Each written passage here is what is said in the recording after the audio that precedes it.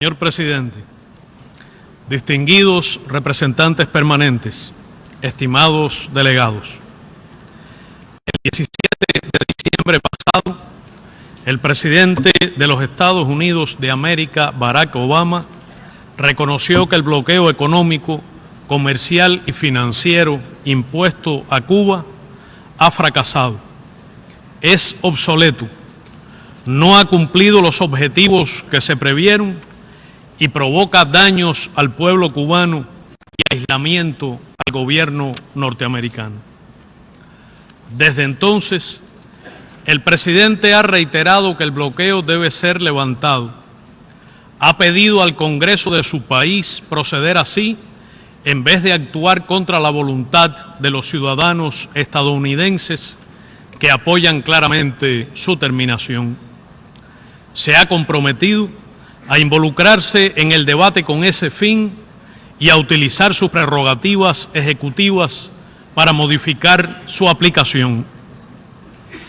Durante la cumbre sobre la Agenda de Desarrollo 2030 y en el debate general de las Naciones Unidas recientes, más de 60 jefes de Estado, de gobierno y de delegaciones expresaron beneplácito y congratulación ante el anuncio del nuevo curso en las relaciones entre los Estados Unidos y Cuba, incluido el restablecimiento de relaciones diplomáticas y embajadas, y muchos de ellos reclamaron que el bloqueo sea finalmente abolido. Es comprensible entonces el interés y expectativas que concitan estas deliberaciones y la subsiguiente votación que transcurren en circunstancias nuevas. Ante el reclamo casi unánime de la comunidad internacional, simbolizado en el voto de 188 Estados miembros y en la participación de Cuba en la Cumbre de las Américas de Panamá, y el reclamo de la clara mayoría de la sociedad estadounidense y la emigración cubana aquí asentada, el gobierno de los Estados Unidos ha anunciado una nueva política hacia nuestro país. Pero las medidas adoptadas por el Ejecutivo norteamericano, que entraron en vigor el pasado 16 de enero y luego fueron ampliadas el 18 de septiembre, aunque positivas, solo modifican de forma muy limitada algunos elementos de la aplicación del bloqueo.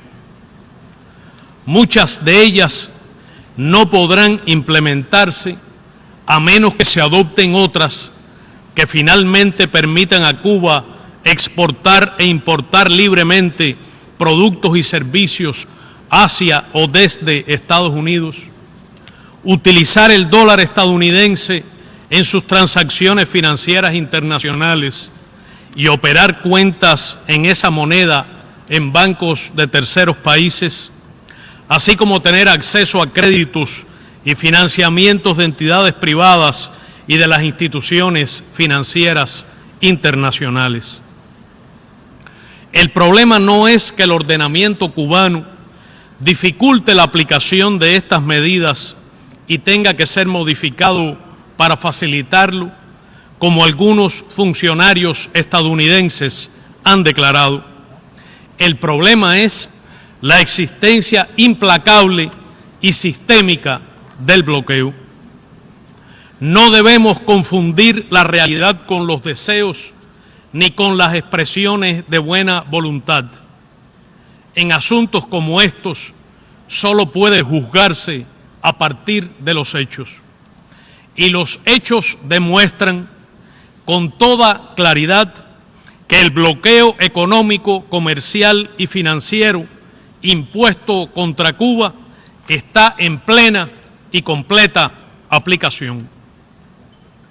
10 meses después de los anuncios del 17 de diciembre, no se ha producido ninguna modificación tangible, sustancial en la práctica del bloqueo.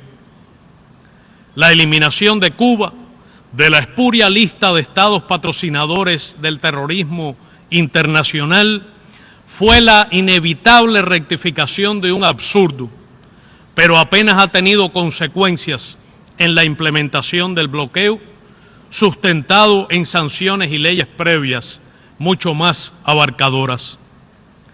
Hace apenas una semana se aplicó una multa de 1.116 millones de dólares al banco francés Crédit Agricole, que se suma a la de 1.710 millones al alemán Commerzbank el pasado mes de marzo, por realizar transacciones con Cuba y otros estados.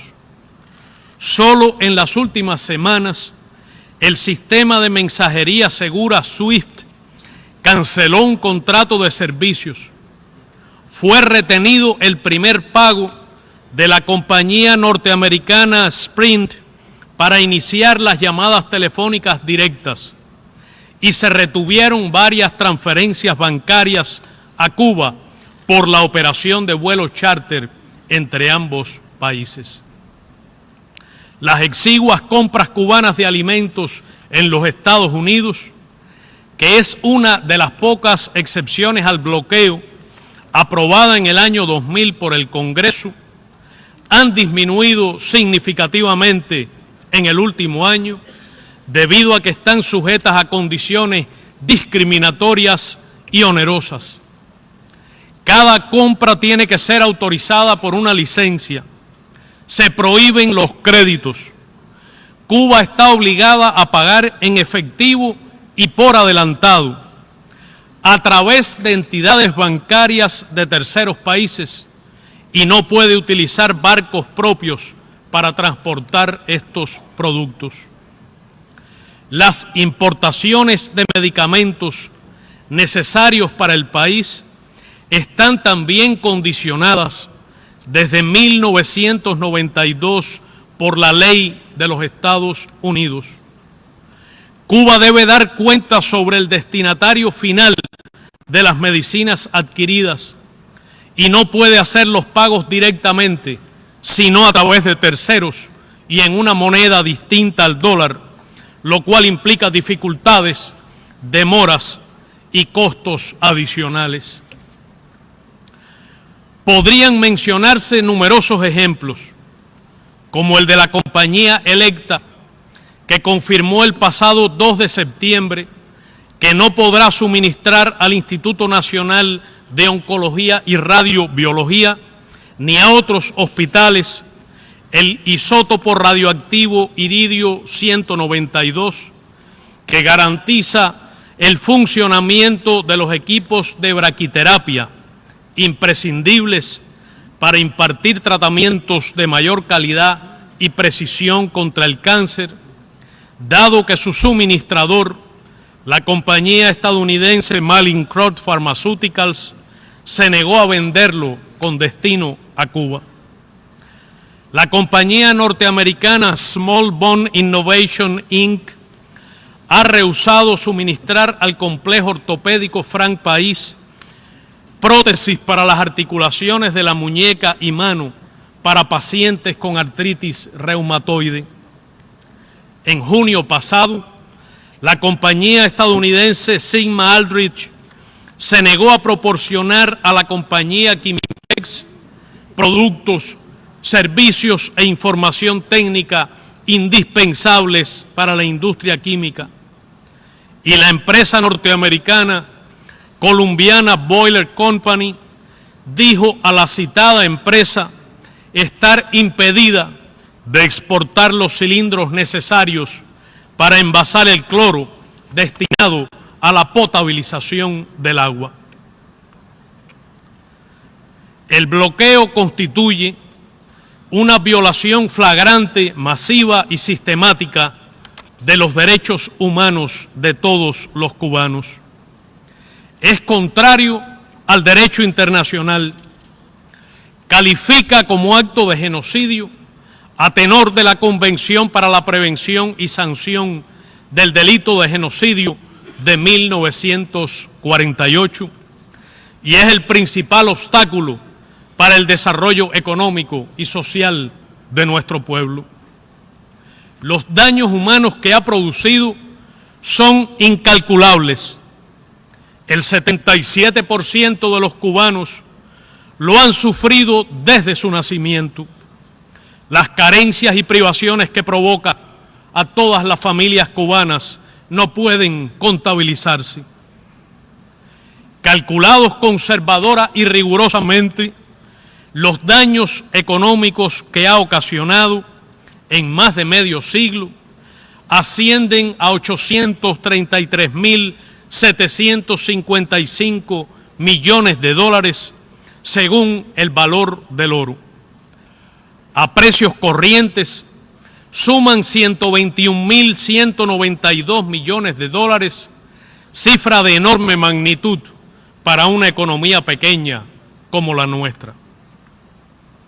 Espero que el representante de los Estados Unidos no venga ahora a decirnos que el proyecto de resolución no refleja completamente el espíritu de diálogo ni la actitud bondadosa de su gobierno, ni asuma la manida pose de que Estados Unidos es el socio benefactor del pueblo cubano que únicamente pretende su empoderamiento, ni infle la cifra de $900.000 de donaciones de la sociedad civil recibidas en 2015 que el bloqueo dificulta y nuestro pueblo aprecia. Ni mencione, como si fueran fondos gubernamentales, las remesas familiares que los cubanos aquí asentados ahorran con esfuerzo.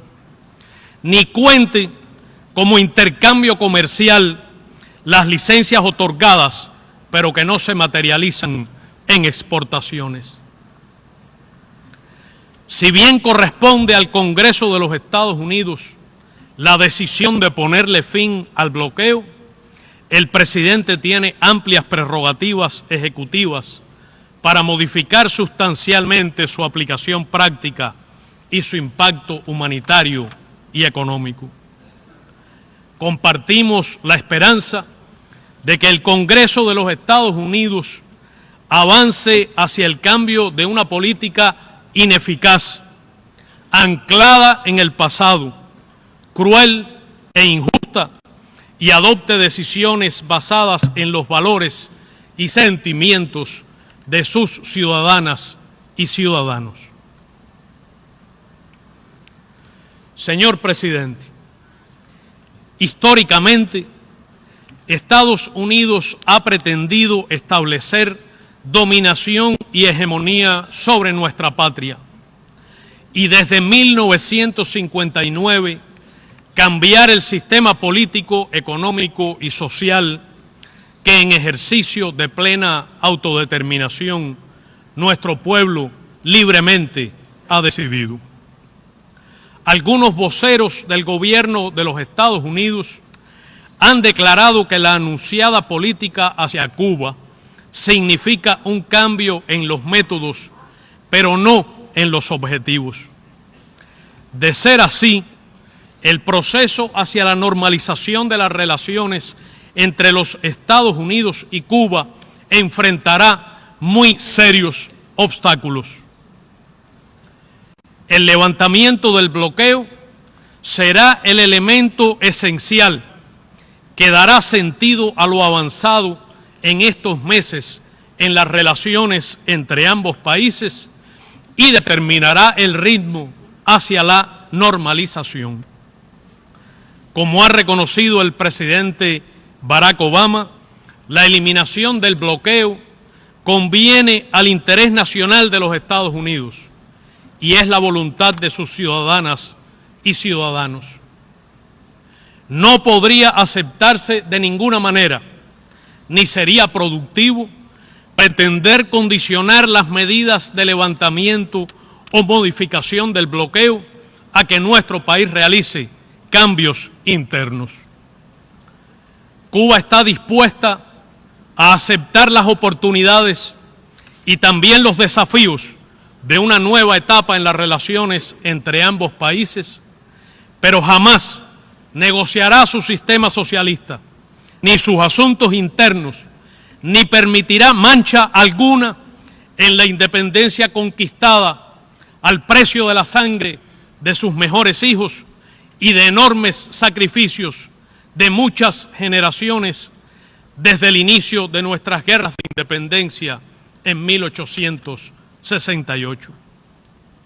Como ha reiterado el presidente Raúl Castro Ruz, ambos gobiernos han de encontrar la manera de convivir de forma civilizada con sus profundas diferencias y avanzar en todo lo posible en beneficio de los pueblos norteamericano y cubano mediante el diálogo y la cooperación basados en el respeto mutuo y la igualdad soberana. Entre los pueblos de Cuba y los Estados Unidos no hay enemistad. El pueblo cubano fue solidario cuando se produjeron los terribles actos terroristas del 11 de septiembre de 2001 o el devastador impacto del huracán Katrina.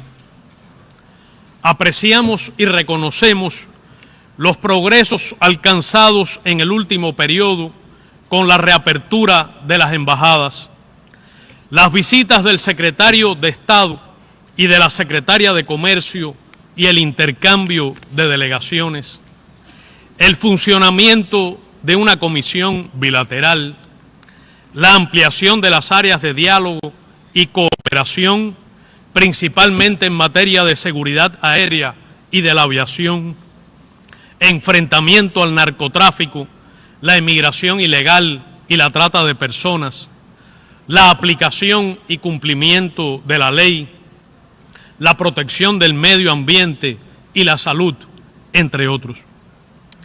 Estamos sinceramente interesados en ampliar provechosos vínculos, ofrecer cálida hospitalidad a las ciudadanas y ciudadanos norteamericanos que disfruten de la libertad de viajar a Cuba, profundizar los intercambios culturales, deportivos, científicos y académicos, la cooperación multifacética en áreas de interés común, el comercio y la inversión.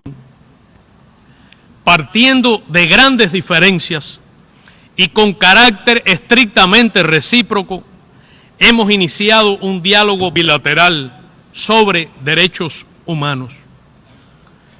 Nos guían para todo ello los principios de la proclama de América Latina y el Caribe como zona de paz, firmada por los jefes de Estado y Gobierno de la Comunidad de Estados Latinoamericanos y Caribeños en enero de 2014 en La Habana, así como los propósitos y principios de la Carta de las Naciones Unidas. Esto podría ser también una modesta contribución a la búsqueda de otra forma de relacionarnos los seres humanos y las naciones en esta época de crisis global. La humanidad debe tomar conciencia de lo que hemos sido y de lo que no podemos seguir siendo. Hoy nuestra especie ha adquirido conocimientos, valores éticos y recursos científicos suficientes para marchar hacia una etapa histórica de verdadera justicia y humanismo.